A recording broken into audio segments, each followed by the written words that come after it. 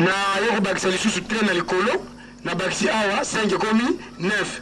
Or na yoko mona ke soki totali 5 na kitalatala 5 ezokoma ka D et 2 ezokoma ka 5. Donc nakoki nanga mpe kobakisa 3 na C ya D, mais soki natali oyo na kitalatala ekopesa ngai oyo. Hein?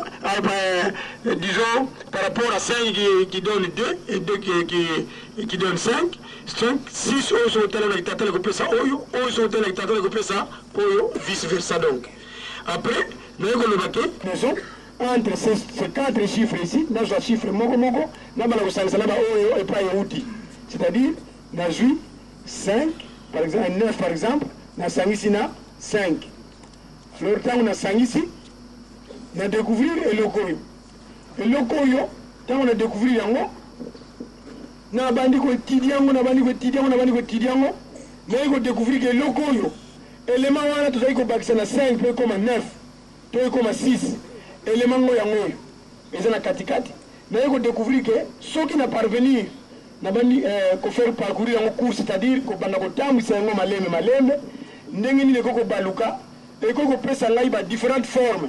Et bah différentes formes, on a des ça là le nini. Dès na ko étudier, na ko découvrir que na ko faire parcourir une course de moitié sa valeur, c'est-à-dire du premier temps jusqu'au dernier temps. Et na bandi ko balula yango, vous allez voir, to bandi awa, puisque c'est là qui boye, na lobi que na ko division par D, na division par D, na poser deuxième chiffre wana, et sali sikoyo première deuxième clé nango. La clé de deuxième temps, qui est l'angle de 45 degrés. C'est-à-dire, ma figure que j'avais obtenue grâce à l'union de 9 et de 5 me donne maintenant une deuxième forme. Donc cette clé vient de se métamorphoser. Hein, et je forme moussous. Forme onde, tu veux découvrir que les angle à 45 degrés, ou ils allaient 0 degré. Alors, na poursuivre mon course na ngai, na remarqué que ce qui na continuer de faire tourner l'élément oyo toujours na niveau oyo il y a troisième temps élément wana faut disparaître par rapport à notre vue de profil, c'est-à-dire c'est comme mutu alagisi bik na position oyo okomona kaka mutu ya bik, donc élément wana ezali na kati mais ezali et disparaître effacer. Alors tant na yoko découvrir que élément ezali na kati mais ezali en position il y a angle droit na yoko découvrir comme ça, c'est-à-dire na diagramme na point de départ azalaki awa siko ekomi awa engana za kotela ye awa, donc ezali angle à 45 degrés parce que l'élément postiche est en position de l'angle droit par rapport à sa position initiale. Hein? Donc awa na 0 degré na koko sala boye élément na biso ezali awa na 45 degrés élément na biso ezalaki awa siko ekomi awa. Hein? Donc, awa, et le mot awa est commis awa. Awa est commis awa. Donc, est commis la position, il y a 90 degrés, angle droit. On a continué course, on a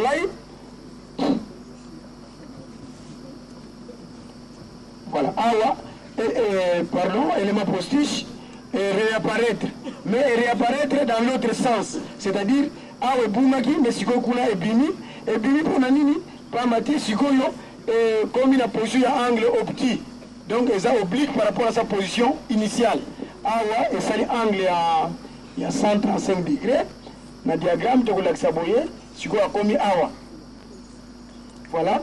Et après, pour continuer le course dans Bisso, tu vas découvrir que dans le 5e temps, la fin de la course, l'élément position dans Bisso, et bimignon son n'engazalaki na bandeli awa. La première clé. Donc, longueur nango est égale à tous les côtés. Donc, c'est-à-dire, à terminer la course d'ailleurs, et à combiner position, il y a angle à 180 degrés, donc angle plat. C'est-à-dire, awa, si il y a combien awa. Donc, 135 degrés. À part qu'est-ce que j'ai dit, 180 degrés. Donc, awa, je vais dire 90 degrés, awa, 135 degrés, et là-bas, 180 degrés. 180 degrés. Alors là, on a découvert, puisque on a découvert un chiffre 5, soki nazwi kitalatala na tali oyo na kati ya kitalatala nakomona revers na ye na papier ya chiffre 2 oyo ekopesa biso oyo ekopesa biso oyo tandis que oyo ekopesa biso oyo revers na ye oyo na miroir ekopesa biso oyo. Alors ntango naye kodécouvrir bachiffre batemps nyonso oyo mais déjà nabandi kosala déjà badémonstration kodécouvrir biloko ebele mpona kozongelaka te. Mokolo mosusu nakendeki na Lovanium na faculté de sciences nakutanaki na professeur Lofo qui est docteur en physique azalaki recteur ya Kisangani dernièrement. Na lelo nazalaki directeur du département de sciences naturelles et appliquées à l'Institut de recherche scientifique. D'ailleurs nakomi koyepa na ye nasengaki audience nabinaki professeur na découvrir biloko moko très intéressant mais nalingi nasala démonstration liboso na yo. Oui, faites ça. Nabandi kosala badémonstration ntango nasisi badémonstration oyo professeur wana moto ya liboso ayebisaka ngai que vous avez découvert, monsieur jeune garçon, de nouveaux types d'angles. Ce sont des angles qui sont logiques, qui flottaient dans la nature, que les gens n'ont pas pu découvrir. Et grâce à toi, tu les as découverts. C'est vraiment scientifique. Ces angles peuvent répondre déjà à certains principes de l'ordinateur. Félicitations. Alors, à conseil qu'il faut, au salanioso, pour opesa ngo bakombo na yo, parce que za biloko et salami na ndenge yo moneli yango, batu musu ba moni yango te. Alors ngana yebisaki yeke mais bon edenga ifuna kopesa nga bakombo bino ba professeur parce que ngana zo yeba te bakombo na kopesa ngo ndenge nini. Alors bina ngai moi je trouve que toi tu es un Dieu qui t'inspire parce qu'à ton niveau tu ne peux pas découvrir des choses comme ça. Allez demander à ton Dieu là de te donner le nom. Bon les na zonga ki na bandaki ko bondi la mais suka na ko mona kanga bi mais na yoka kaketa tanzama lo bakina dama pesa bakombo na biloko nyonso ya sala. Bongo na kontrika koluka bakombo biloko nyonso yo. Nabite na kozoka bakombo na culture na biso ya mboka. Nde na yeko comprendre na yeko sala boye. Chiffre mibale oyo to bengi 5 na 2. Ngai na yeko pesa ngo kombo ba mvoala. Mvoala elangi la kisa et pas na biso bakongo. Voilà veut dire sacré. Bon, so bankaka zeto bafo batata sumuki mango zete lenge ye mvoala lulendo donc kawa lulendo donc mvoala kwa beto bako bokula ngavo kima kya lulendo. Donc ce sont des choses sacrées parce que tata nzambe mutalakisi biso yango ezali biloko mo sacré ngeto benga yango mvoala. Alors mogo oyo to bengi yango na pesa yango kombo ya pakundungu. Pakundungu oyo na bengi yango pelekete. Pelekete matumsu bazoko yebate kombo ya utaki wapi na salaki tidi moko na banzembo ya Royaume Congo. Na Royaume Congo tuzalaka nzembo moto yembaka ngele munzila Congo ndokote lubamba lwame mivangila nga vuwa bya mibakila nga ngola zame zizele evana zanga vamoneke ne nyoka ndongo enyuka ndongo itele mwana ndumba kaidi waitate mune Kongo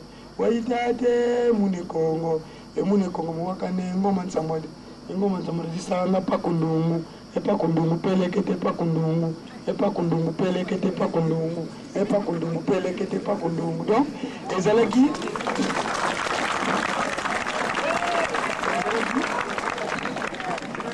ezalaki banzembo ya bonkoko na biso mais comme mundela lobaki ke bakoko na biso baza mayele te batikaki eloko te ngai descendant na bango namoni ke malgré batikaki eloko te mais na nzembo oyo tikaka meme nalokotaka mwa maloba oyo batikaki kuna nasalela biloko oyo korepresente écriture na biso ezali quand même héritage. Donc voilà.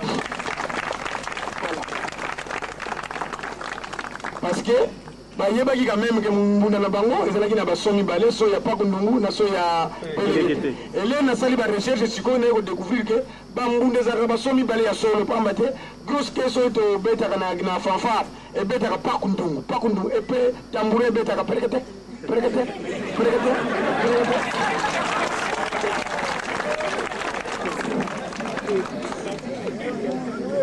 Ezali esengo mingi batata ba mama na kanisi conférence liboso na sala na église kimangiste na ko benga ezaki exposé mutu alibosa na conférence exposé yi papa Ngenda na sala qui exposé devant papa Ngenda pendant 1h30 minutes na centre d'accueil Kimbangisi so motuni ba surveillant ba protocole nyose ya papa bazalaki ezalaki sengo mukolo wana donc ba chiffre mibale oyo tobenga ngo sikoyo pa kundugu pele tokobenga ngo lisusu 5 te tokobenga ngo lisusu DT tobana kobenga ngo kaka pa kundugu pele mibale pe oyo à la place ya chiffre de tolobi mvoila mais mibale oyo tobakisaka pe lisusu comme musu tobenga ngo mvoila za mbamba mvoila za mbamba veut dire mvoila simple mais soki tobakisi ba premier tokobakisa wana tobimisaka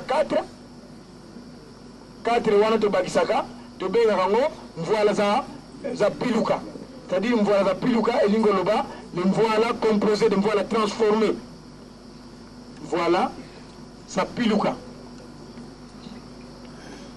voilà za piluka donc ba mvoila est changé parce que ezalaki nango ba mvoila za mbamba mais sikoyo lokona tobakisi ba élément oyo tobengi yikamu élément postiche ba yikamu wana elatisi yango bilamba c'est-à-dire que piluki c'est comme mutu azalaki na bilamba mosusu ake kokota na ndako alati akomi suko kitoko koleka albi muta muntu piluki ndoko sobeleki mele donc voilà zizalia tobenga yango mvoila za piluka tandis que oyo nyonso oyo to découvrir tobenga yango à partir awa tobenga yango mvoila za mpimpita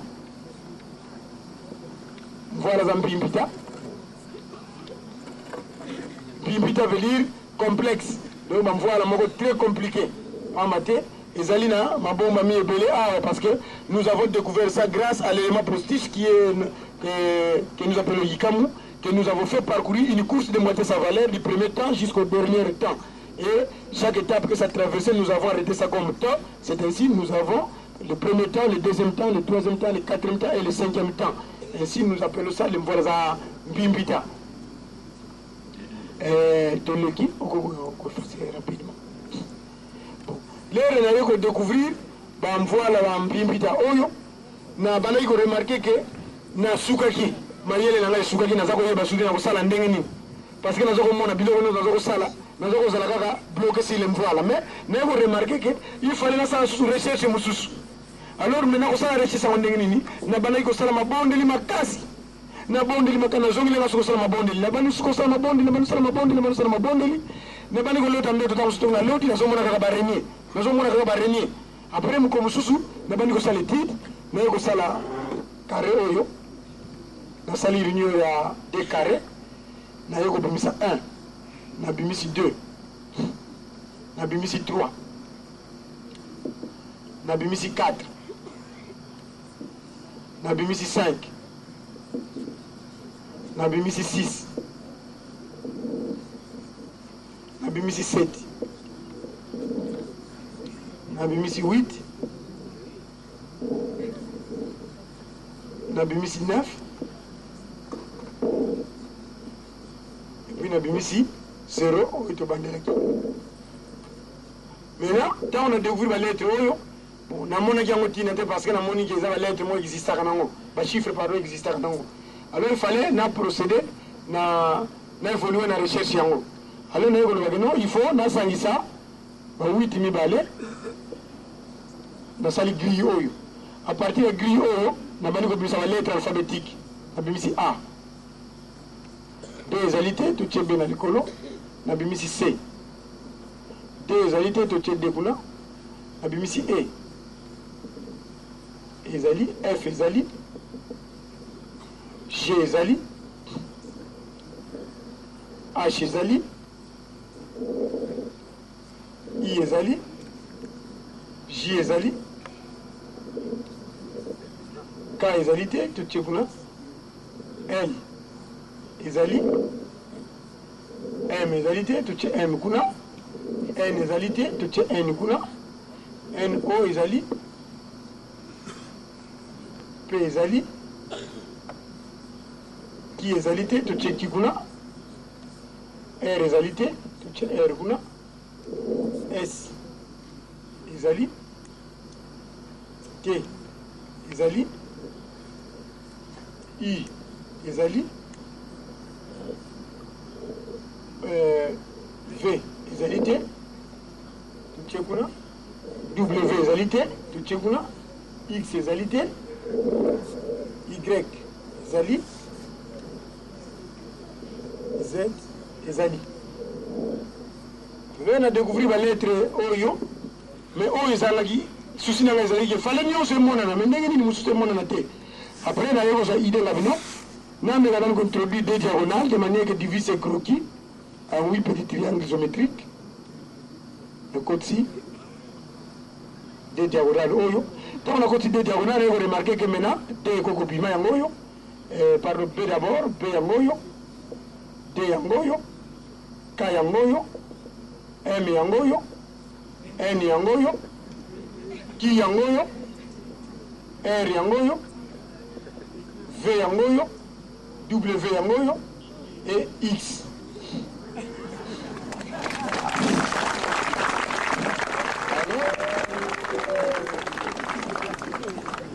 Là, on a découvert la lettre nyonso babi ah mais ndenge nini mundele ayala kutangisa biso écriture ya banda kala mais jamais alobaka na biso ke tala savana ba savana biso ndenge basalaki ba lettre mais na yebi tete amusuku bango basalaki ka partie ya eloko oyo mais eloko na ngai nazana ngona besoin te ngai pe na kobenda biloko kaka na kati ya écriture oyo soki bakendeleki awa ngai pe na kozwaka kawo biloko oyo bango batika ngai yango na koloko te nazwi na ngai oyo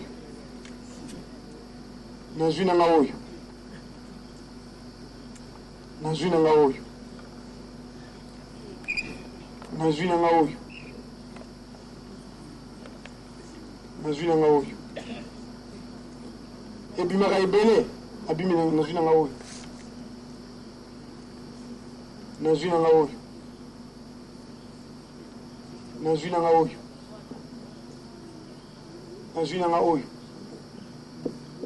tosuka nano wana après tant on a eu découvrir babiloko nyonso oyo na yo kolobanga bibo maintenant je vais faire un peu une étude ya kotala nini ekokopesa ngai mais na cadre tokozonga d'abord na cadre écriture mpona kokwela ntango alors na cadre écriture nasalaki ndenge nini nino d'abord nakota nano nasala nano badémonstration mosusu nasalaki daye koremarke ke nakosala nano étude mpona yeba biloko oyo kopesa biso eloko nini ntango na bali koétudie yango mokolo mosusu naye koremarke ke soki nazwi lokola par exemple na eloko oyo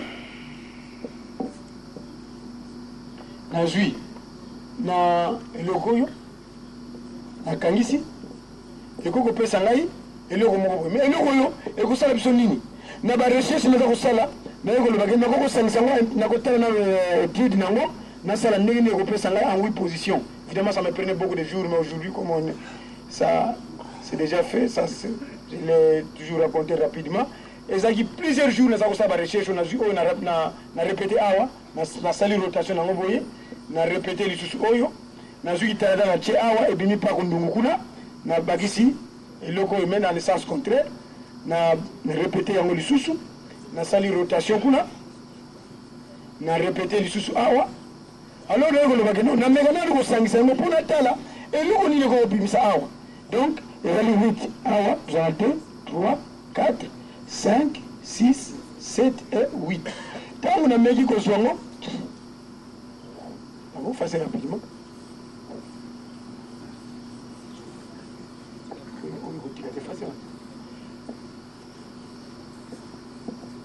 L'air na meji ko sangisa yango, c'est-à-dire na zuya liboso yango yo, na zuya mibale yango yo. Nazui la troisième yangoyo, nazui quatrième yangoyo, nazui cinquième yangoyo, nazui sixième yangoyo, nazui septième yangoyo, nazui huitième yangoyo. Naiko koma na suka naiko mona ke mutu abimi. Ah, ngabimi, ce n'est pas possible. Hein? Ndengini ipo. Hein? Na moni ke ebimi si forme ya mutu. Hein?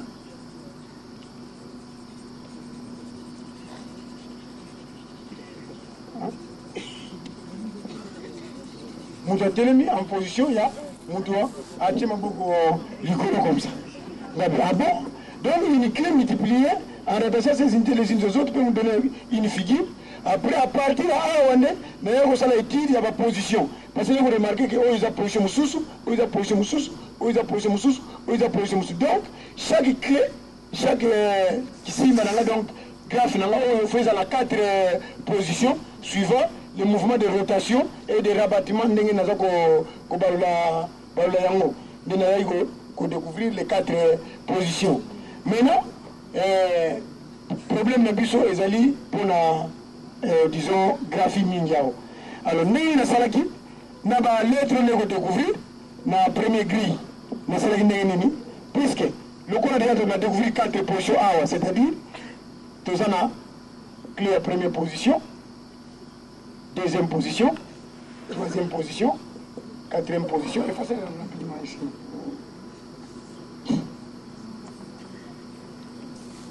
Quatrième position, cinquième position, puisqu'il y a 4 positions, donc là-bas, il faut répéter, mais avec ça, son signe d'en bas, signe donc de bien, il y a C, il y a l'icolo, de répéter en sous. Donc il a tango. Voilà. Et puis, on va revenir à partir de la guitare là.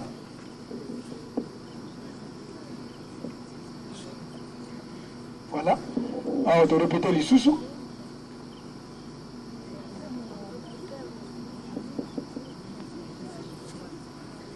Voilà. Donc, nous allons 4 positions. Donc, chaque clé doit avoir indubitablement 4 positions par rapport à la figure de Bisso Awandenge et changer la forme. Alors, on a pas position, on a ce qu'on est au Baboui.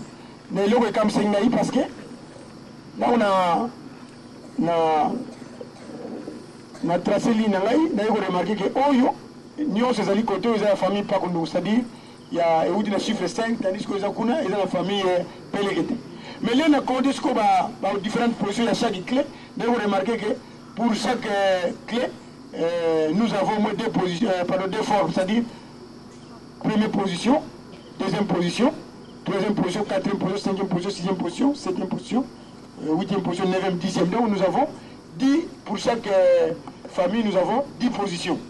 Alors, or, dans la lettre de découvrir, dans la consonne de découvrir, dans la grille à l'iboso, et c'est là qui 10 consonnes de découvrir, tandis que lettre de ici, deux diagonales, de découvrir sur 10 consonnes de découvrir B, D, M, N, Q, R, V, W, na X, donc c'est sur 10. Alors, nous avons ça dans la la lettre nous sommes découvert qui na grille où il y a les 4 petits carrés, mais nous lettre G, qui se dit G, lettre F, lettre P, lettre L, lettre T, S, lettre Y, lettre X. Pas de Z. Ah, on est au baraki, parce que ça c'est la différence entre les deux clés ici. Ils ont pas si on a tout supprimé 4/5e temps.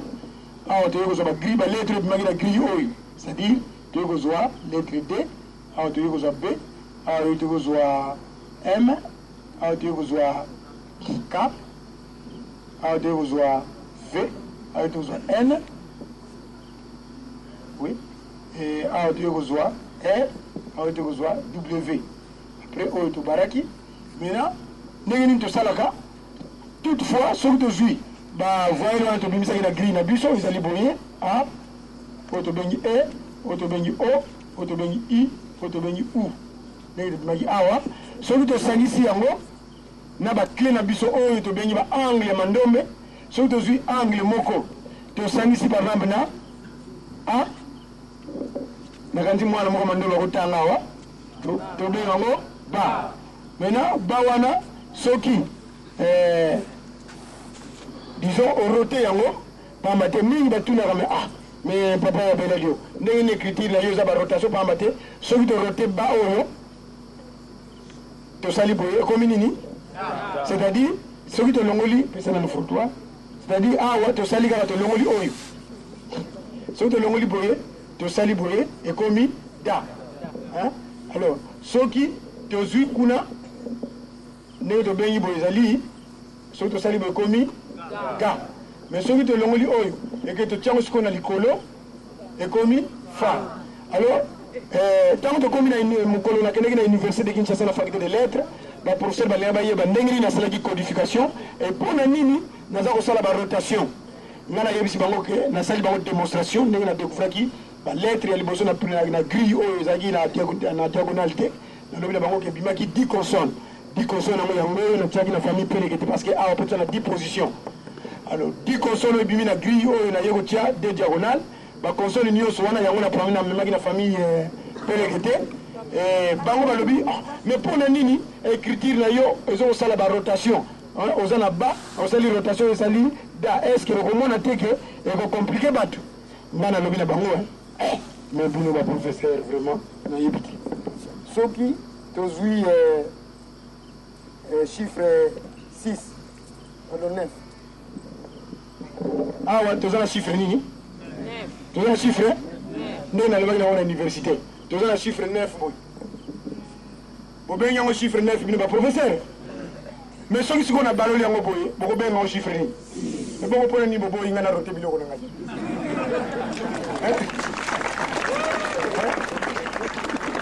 Mon nez a lobby le bilo que oh, ils allaient 9. Quand ceux qui a roté boye, bino lobby qu'ils allaient 6. Mais nous avons dit que nous sali ban na ngai na roté na lobby qu'ils allaient da. Vous avez tout na mais pour nani biloko na yo za roté ka yango. On nous sommes na ngai mais so be continuer c'est incontestable.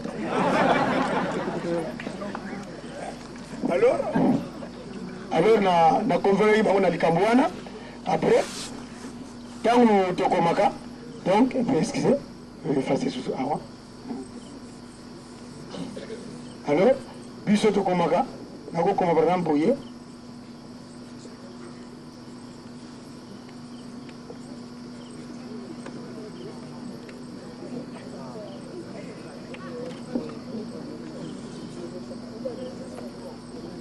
c'est bien autant.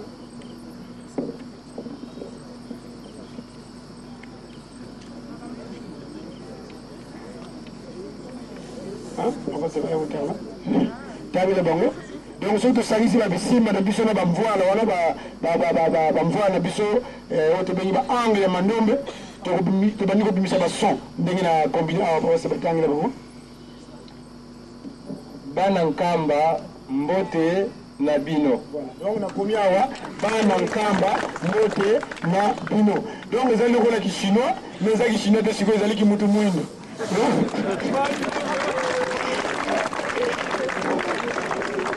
Voilà. Les alliés m'ont mis belles à la carte. Nous allons le voir rapidement parce que je ne peux pas faire de démonstration. Nous avons écriture na biso. Les alliés écriture moko. Les alliés salamina ndenge ya bongo na bongo te. Parce que le professeur Moussous Bazako Kanissa, qui est dans la écriture moko donc, les alliés qui bassin ndenge mango basala kakuna que la salle va le bio les alliés L, qui les alliés T, les alliés V, les alliés T. Et puis la biso écriture na biso tata nzamba précis biso les écriture moko qui na raisonnement moko scientifique. Alors le professeur Ming balobaka na ngabo na université que monsieur Wabela dio, un résumé qui est une écriture scientifique. Ce que y a na symbole que to to bengana na université. Nous ne sommes pas incapables d'inventer une écriture, mais c'est parce que l'État ne nous donnait pas l'autorisation de faire ça. Si l'État nous demandait de faire ça, nous pouvons faire ça. Mais ce qui est de surprenant chez toi, tu es parti de milieu de briques, tu as dégagé des formules qui sont vraiment scientifiques et la même écriture te permet de faire des implications scientifiques. Tu fais la mathématique avec ça, la géométrie avec ça. C'est comme ça que nous acceptons votre écriture. Donc voilà. Écriture na biso ndimami na ba université nyonso à cause de l'implication scientifique ils allaient aussi tout ba anglais na découvrir qui parce que bango ba lobaki yango ke ba mindele ba ko ba la biso pa amate ba ko lobaki ba to muindi ya solo ba zamayel ndenge nini bo découvrir ba anglais ya boye et puis à partir ba anglais mo bo za ko découvrir biloko ya belé na ko démonter moke face na no a maman. D'accord.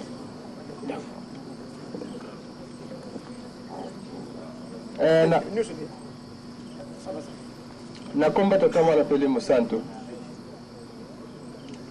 tozali na de communiqué touti kozwa ya liboso ba papa oyo bautaki kabinda bazali koluka mama Amelia Makaya bon alors nako sala moi démonstration buke alors tango na sala ba démonstration oyo nde yango muté convaincre mi ba professeur c'est-à-dire na kokozwa tokosangisa baclé oyo mibale clé ya premier temps oyo na clé ya na revers na ye, c'est-à-dire soki tozwi clé ya premier temps yango oyo ya famille Pakundungu tosangisi na ya famille Peleke te ndenge ezali awa, donc tosangisi nyonso mibale oyo pardon oyo nyonso mibale oyo ntango tosangisi maintenant na barecherche nga naza kosala naza koétudie yango minutieusement. Ntango nazali koétudie yango minutieusement naye kodécouvrir que rectangle eza na likolo awa, rectangle ezali piston, rectangle ezali piston, trait oyo eza na kati awa ezali bielle, et trait oyo mosusu oyo ezali vilebrequin, vilebrequin. Mais ndenge nini tokoki kosala démonstration wana malamu, puisque toyebi ke clé oyo ya deuxième temps baclé mibale oyo ya deuxième temps euti na baclé ya premier temps mutu ebandaki koprogresse, donc ezali progression ya baclé ya premier temps. Alors tokozwa baclé mibale wana tosangisi lisusu tozwi clé ya deuxième temps ya famille Pakundungu, tosangisi na clé ya deuxième temps ya famille Peleke te. Toyei koremarke que piston na biso ezalaki ya kovanda awa emati likolo, et piston yango ezali relié na vilebrequin par la bielle, donc bielle yango yangoyo, et vilebrequin ezalaki ya kovanda awa emati likolo, c'est-à-dire echasser piston na likolo. Et la mécanique va bien oyo admission, donc c'est-à-dire premier temps du moteur, le piston est assis au point bas après avoir aspiré de l'air frais. Tandis que ici le piston monte en comprimant l'air qu'il avait aspiré au premier temps. Donc c'est le deuxième temps du moteur qu'on appelle la compression. Alors, quand tu as la clé à troisième temps, tu vas découvrir que le piston est poussé le colon, mais pas maté, tu remarques que le piston est élément positif, c'est-à-dire le piston est commis à quelques degrés du plus haut, explosion, troisième temps du moteur. Et pendant ce temps ici, pendant ce temps, les deux soupapes sont fermées. Pas d'entrée et de sortie de l'air dans la chambre à combustion. Et c'est pendant ce temps que le carburateur profite pour envoyer le mélange gazé et la bougie lance les étincelles. Il y a brûlure du mélange gazé. Et suite à cette brûlure du mélange gazé, il y a augmentation de volume d'air et le piston est chassé par le bas. Suite à cette augmentation de volume d'air, volume nani wana ezalaka makasi mingi ya mopepe ale piston et moyen supporté mopepe wana ezalaka tende moteur bandi kotambola donc ezali babenga yango explosion na moteur. Avec les clés du quatrième temps ntango tosangisi toyei kosala toyei kobimisa oyo babengaka échappement, donc échappement babenga yango quatrième temps du moteur. Le piston est chassé vers le haut et monte vers le haut pour chasser, monte en chassant l'air qui était brûlé au troisième temps vers l'extérieur. Donc c'est le quatrième temps qui fait sortir ça. Alors, papa maman, nous avons remarqué après que il y a solo papa Simo Gimbangu Azali Nzambe. Alors, il y a des chiffres qui sont biloko news. Nous avons remarqué que l'écriture est bimi, nous avons fait le dessin, nous avons découvert le fonctionnement du moteur. Nous avons fait savon à poto. Bazara de critères na bango oyo babimisela kama ba recherche parce que ndenge na bimisi boye soki moteur ezalite toko kele même na chani to pesi bese oyo na ba ingénieur batiri ba kopo oyo basali na ba tijuana ba kobenga ko biel na ba ville précale ba sala ba ese ba bani ko bimisa ba moteur wa donc ba sava bazala de critères yango babimisela kama ba yele oyo babimisa biloko ya sika. Mais biso bato muli loko tozanga écriture to yeba ya biso te ndenge nini okobimisa recherche ya sika po obimisa loko ya sika mona na miso ya bato okofasa kuna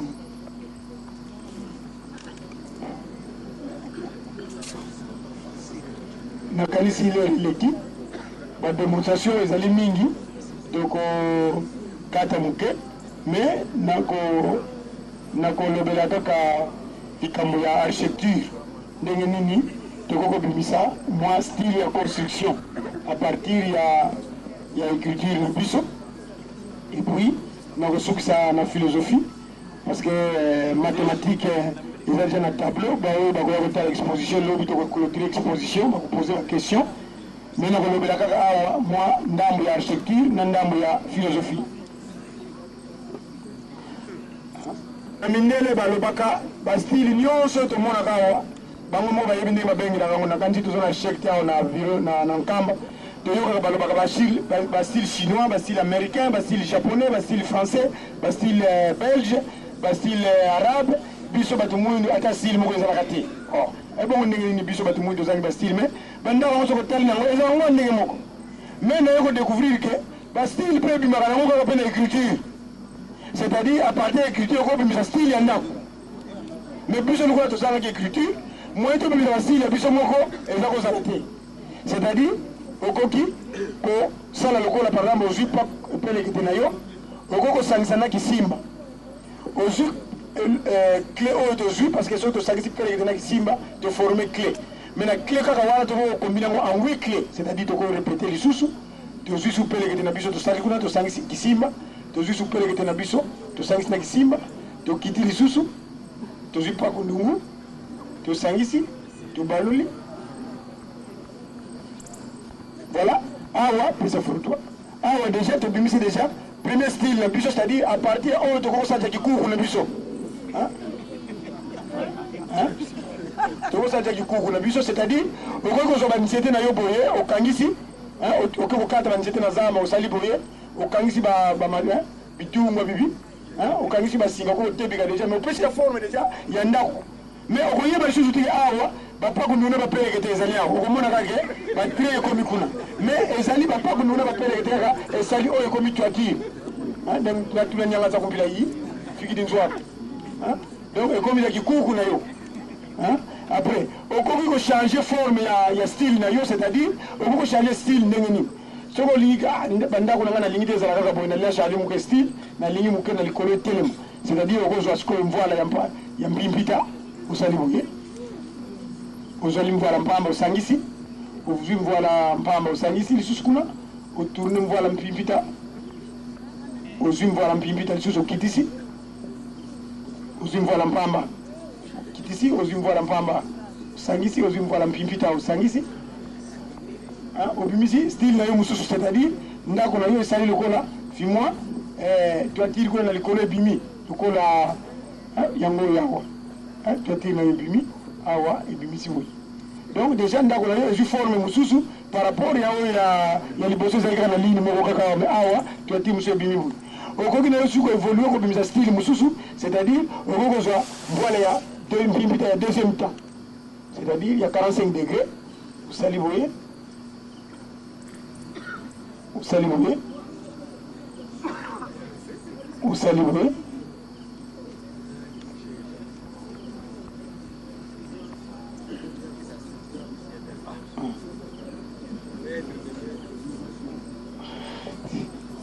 voilà awa obimisi koyo forme na yo mosusu c'est-à-dire osali ndako na yo mais obimisi mutu ebimi mpe na likolo esali awa esali kuna baconduite ya mai mai ezokita na batolo awa ekokita awa esali mwa bakanale moko boye kuna kotya réservoir mai wana ezokende kweyaka kuna na réservoir osali réserve na yo ya mai voilà osali style na yo mosusu ainsi de suite bastyle ekobimisa ngo ya ndenge na ndenge okoki kokende meme jusqu'à faire bastyle moko ya minene c'est-à-dire okoki kozwa voila mpimpita na yo comme ça okoki kozwa kisimba mosusu sikoyo osali boye ozwi voila mpimpita mosusu ozwi voila mpamba ozwi voila mpamba ozwi voila mpimpita ozwi voila mpimpita ozwi voila mpimpita ya famille Pakundungu ozwi mvoila mpimpita ya famille Pakundungu toujours ozwi mvoila mpamba ozwi mvoila mpamba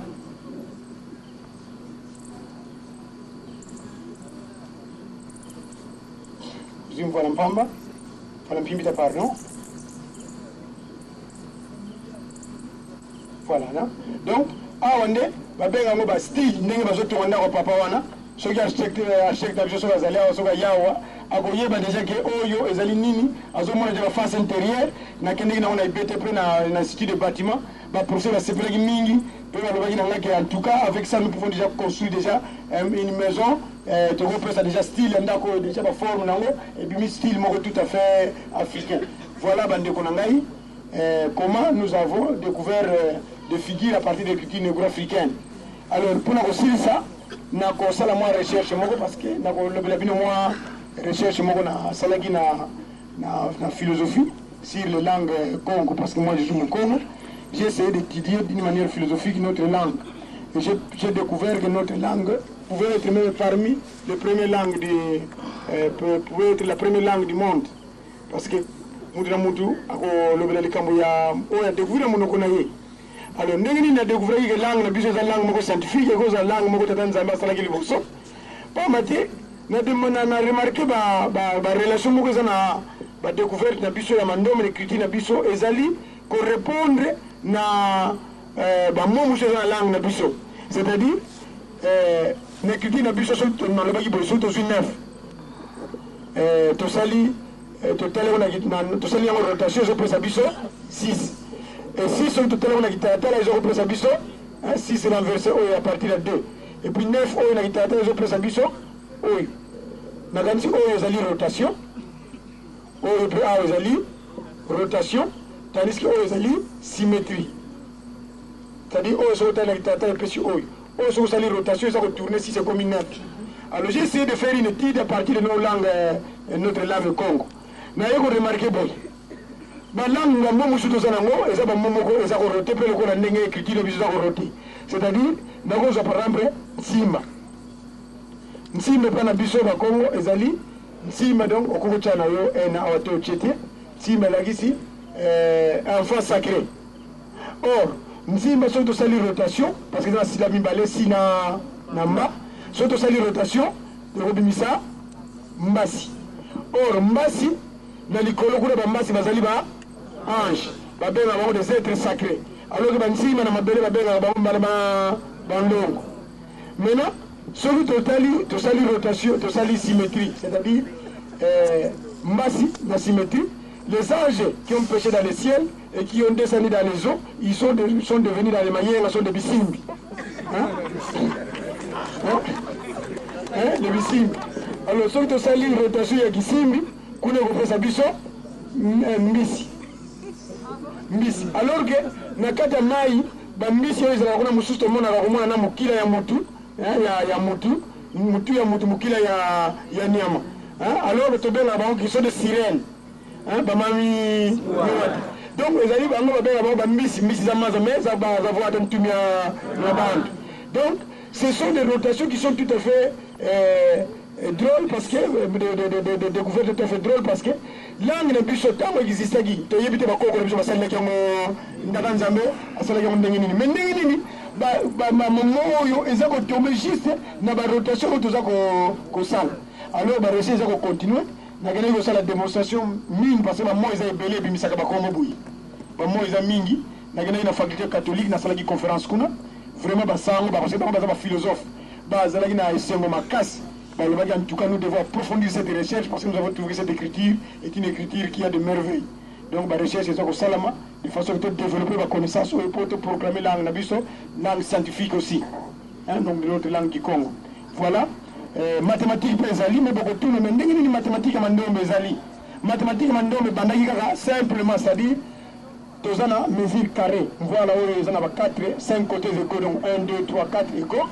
Mais ceux qui sont allés voir la biseau boyer, voir la biseau comme une mesure rectangle, c'est-à-dire le deuxième côté, le quatrième côté sont les doubles du premier côté, du troisième côté et du cinquième côté. Voir la biseau auto voir la mesure rectangle. Mais ceux qui sont allés boyer, voir la biseau comme une mesure mixte. Par exemple, la partie supérieure est carré, partie inférieure est rectangle. Donc voilà voir la mesure mixte. Mais si vous avez tout ça, c'est-à-dire voir la mpimpita, tu vas découvrir que voir la mpimpita. Ceux de sali union nango et puis si vous voyez l'ambimbita yango to découvrir qui na première na ba clé à premier temps et on voit l'ambimbita oyo ezali à mesure carré parce que tous les côtés sont égaux mais il y a moyen de découvrir si on voit l'ambimbita d'une autre manière, c'est-à-dire combinaison on est salé qui est à 9 na 5 to bien la combinaison numérique parce qu'on a utilisé des chiffres mais nous pouvons obtenir les voiles en pipita en utilisant une combinaison géométrique, c'est-à-dire je peux seulement faire ça, union ceci, ça me donne ça. Voilà. Donc ceci on appelle ça une combinaison géométrique parce que nous avons des figures géométriques, un rectangle et une ligne brisée. Alors maintenant, quand on a fait l'étude, il y a une combinaison à partir de la mesure carré, mesure rectangle, on a combiner, on voit la mesure carré, on mesure rectangle. On a remarqué que les accords sont variés. Pas maté, on a mesure carré, nous avons remarqué, parce que nous avons brisé au Tobenga, nous avons carré et rectangle au Tobenga, nous Congo. Alors surtout ça, les titres, vous remarquez dans la mesure carré, Nzila Congo, est égal, la mesure de Nzila Congo, la longueur de Nzila Congo est égale au périmètre du rectangle.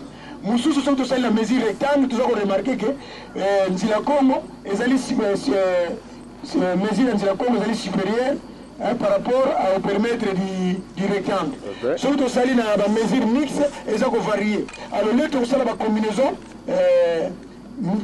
des combinaisons tout à fait multiples, c'est-à-dire de combiner ma mesure rectangle dans la mesure carré. Donc vous remarquez que nous avons un abus et ça qu'on progresser, mais ma mesure est ça qu'on varie. Alors nous avons ça la progression de nombre. On a ébélé tout ça qu'on s'est la recherche à professeur de l'université. Tout ça qu'on ça va livre. Donc la recherche est en cours. Qu'on continue à faire la recherche. Voilà, en gros, rapidement, comment j'ai découvert l'écriture néo-africaine. N'a pour poser moi la question, si manango, tu vas répondre à tous les mois tant mingi. Na sisi boina komba tata mwana peli mosanto. Amen.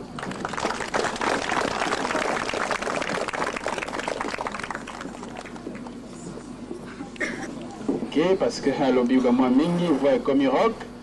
Nabanzi bomoni écriture négro-africaine, tomoni mathématiques, tolongwe awa tokomi en Égypte, toké na Grèce, toké ti na Japon. Au cours d'une séance de quelques heures, alors que ceux qui sont à l'université, ils ont une formation. Bon, écriture, pour Nanine, est-ce que la société africaine, le kimbangisme en particulier, bazala qui cause l'écriture? Oui. En 1921, Boyebi, Mboka Oyezalaki sous la surveillance policière pendant plus ou moins combien d'années? Na évité na lina yo baba kimbangi c'est ce que tu yoba makamuna biso. Mboko Oyezalaki investi par les Belges pendant combien d'années? 30 ans. Boluka. 30 ans. Batata bazaki na posa ya communication et pas papa Simon Kimbango bazaki na boloko. Bazalaki na type moko écriture bazali ko benga ngo kituna soki batu bazali ba yebi na banzi. Bon bazalaki na ba code moko bazali ko se communiquer donc c'est-à-dire besoin écriture ezalaki.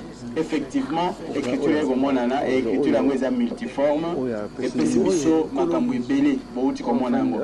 Alors sans plus tarder tu repasses à Pino Maloba, tu vas procéder par ordre de 5, je crois que tu auras 5 questions pour ne pas abuser la présence de papa qui est avec nous, n'a pas d'activité sous Ezali.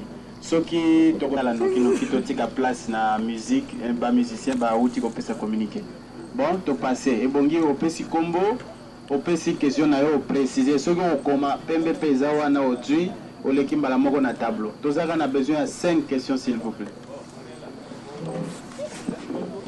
Tout ça, comment on a bien été, s'il vous plaît. Papa Mawawa. Papa Mawawa. Oui. Il y a une question par rapport à. Papa Salomon. Papa Kisita. Papa Kisita.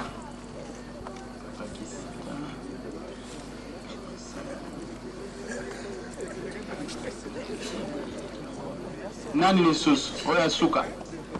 5e.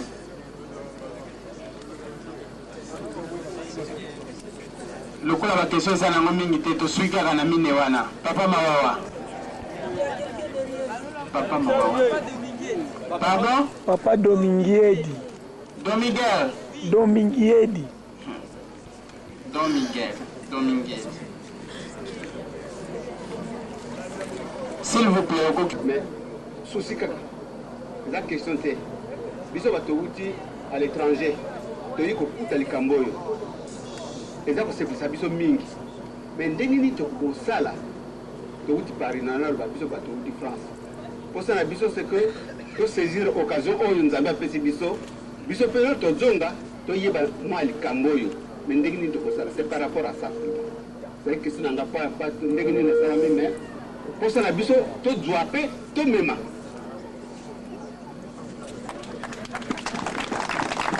On a évité, pardon, l'alignage à précision. Donc, une question-réponse ou bien toi enregistrer la question? C'est vraiment l'écriture Lubino. Nous sommes en caméra, je suis déjà vous ici. Lobby, tu peux sur la délégation à Paris, de en écriture. C'est demain que je vais vous répondre. Je vous remercie. Papa Bobé. Mon centre, d'abord, te féliciter Bino, te féliciter yo, spécialement dans mes mains au service local exposé des gars du gouvernement. Problème dans les animés balais, il y a des bossos et inquiétudes. Dengue bolobagana Kikongo, Poko, Azaoku Fanzala, Yazari Katikati na Sakyango. Première personne où il y a ami Pessa qui peut écrire comme un professeur, un musulman. Et là, on est beaucoup ça, beaucoup la kissa, na habité na ndenge beaucoup ça, pour été richesse on zambia pesi na biso, bakimbangi c'est d'abord va exploiter en. Parce que ndenge ozolubawa, ce sont les catholiques, les protestants na ba université bangwana, qu'on a pensé aux ça va exposer. Est-ce que vous avez la faculté de théologie? Est-ce que vous avez l'institut Nabiso? Pour être zali nano richesse yanga imoko ya papa Siros. Na kanisi il faut d'abord famille Siros à exploiter yango. Bambate c'est quand on risque. Il y a comme on a que bamindela wana bakate. Nous sommes pas contre eux.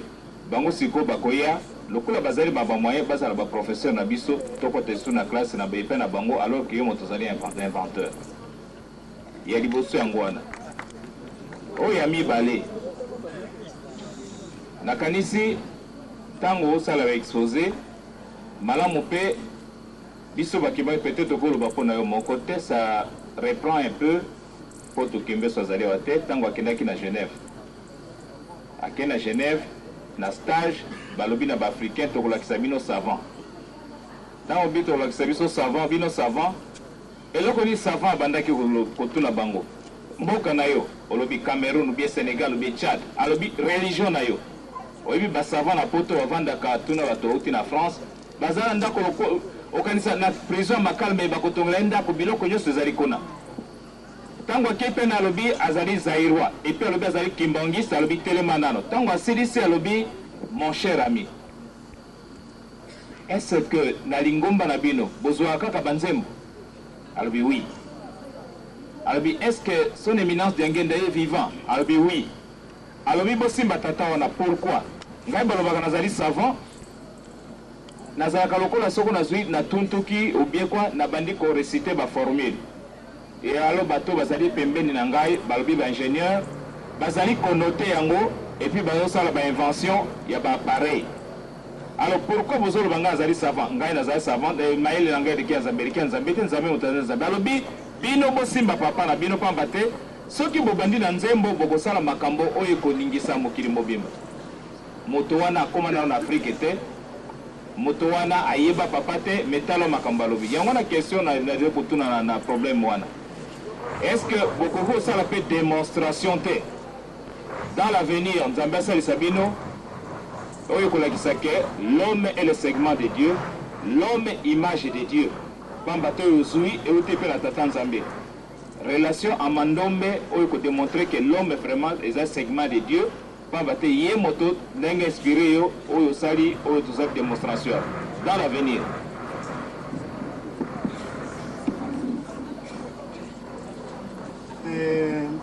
Pour la question du Bousso, Papa Bobé, je ne vais pas aiguiser les gens